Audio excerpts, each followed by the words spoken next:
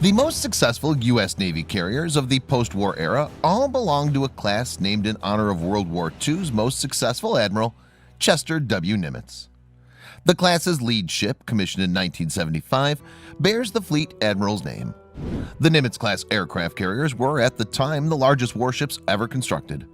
Although superseded by the new Ford class, the 10 Nimitz carriers will continue to form the bulk of the Navy's carrier force for the next 20 to 30 years. Many project a half a century or more. The story of the Nimitz carriers goes back to the mid-1960s.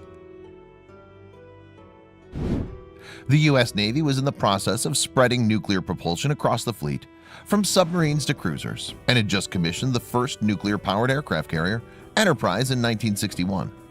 As older carriers were retired, the Navy had to decide whether to switch over to nuclear power for future ships.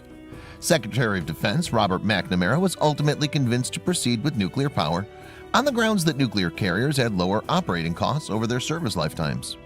The result was the Nimitz class. Its first ship was laid down on June 22, 1968. The ship built on the Navy's prior experience with both conventionally powered supercarriers and the Enterprise.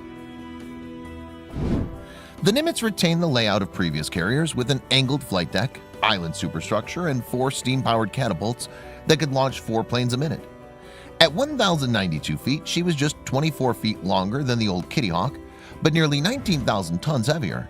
More than 5,000 personnel are assigned to Nimitz carriers at sea, with 3,000 manning the ship and another 2,000 in the air wing and other positions.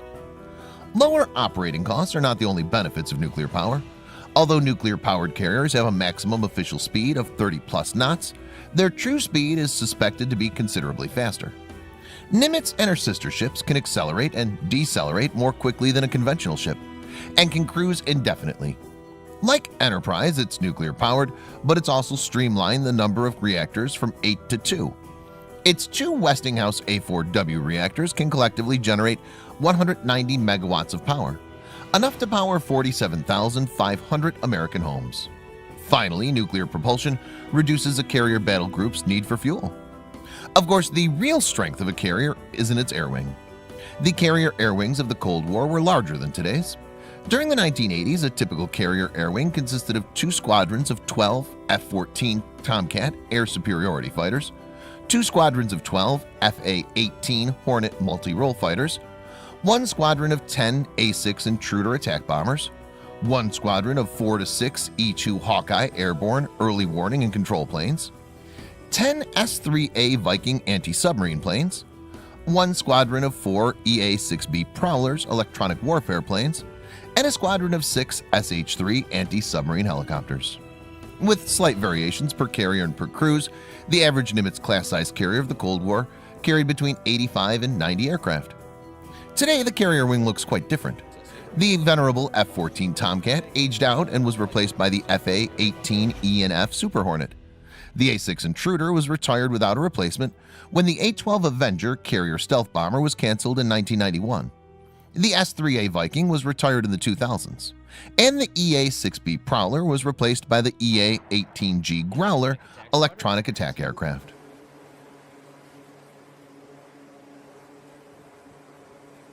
The result is a smaller carrier air wing of approximately 60 planes without dedicated fleet air defense, long-range strike and anti-submarine warfare platforms. The Nimitz-class carriers have participated in nearly every crisis and conflict the United States has ever been involved in over the past 42 years.